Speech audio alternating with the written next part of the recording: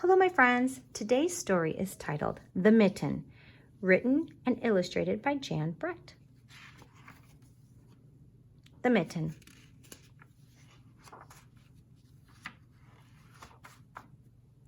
Once there was a boy named Nicky who wanted his mittens made of wool as white as snow. At first, his grandmother, Baba, didn't want to knit white mittens. If you drop one in the snow, she warned, you will never find it. But Nicky wanted snow white mittens, and finally, Baba made them. After she finished, she said, "When you come home, first I will look to see if you are safe and sound, but then I will look to see if you still have your snow white mittens." So off Nicky went, and it wasn't long until one of his new mittens dropped in the snow and he left it behind. A mole, tired from tunneling along, discovered the mitten and burrowed himself inside. It was cozy and warm and just the right size, so he decided to stay. A snowshoe rabbit came hopping by. He stopped for a moment to admire his winter coat. It was then that he saw the mitten, and he wiggled in, feet first. The mole didn't think there was room for both of them, but when he saw the rabbit's big kickers, he moved over. Next, a hedgehog came snuffling along. Having spent the day looking under wet leaves for things to eat, he decided to move into the mitten and warm himself. The mole and the rabbit were bumped and jostled, but not being ones to argue with someone covered with prickles, they made room.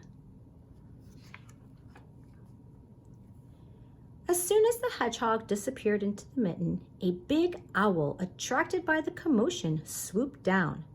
When he decided to move in also, the mole, the rabbit, and the hedgehog grumbled.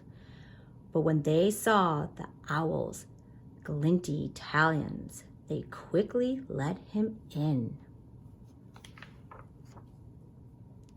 Up through the snow appeared a badger. He eyed the mitten and began to climb in. The mole, the rabbit, the hedgehog, and the owl were not pleased. There was no room left. But when they saw his diggers, they gave him the thumb.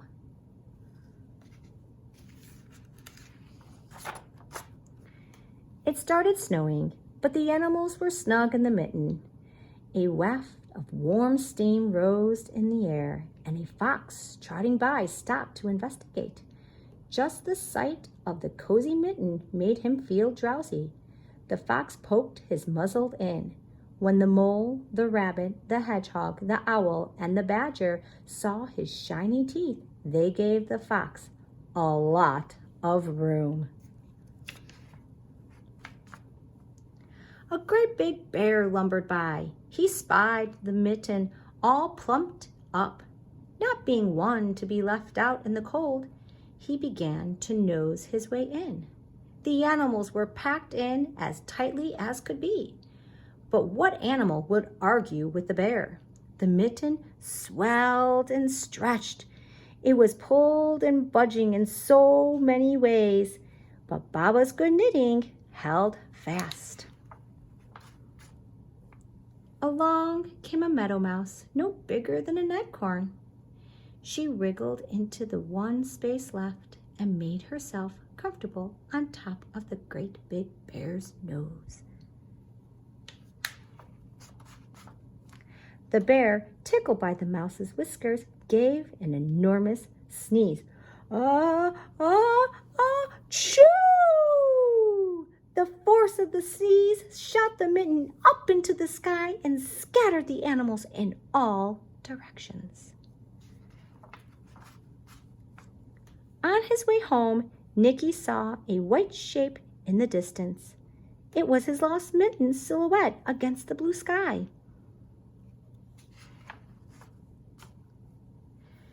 As he ran to catch his snow-white mitten, he saw Baba's face in the window. First, she looked to see if he was safe and sound. Then she saw that he still had his new mittens. The end. Bye, friends.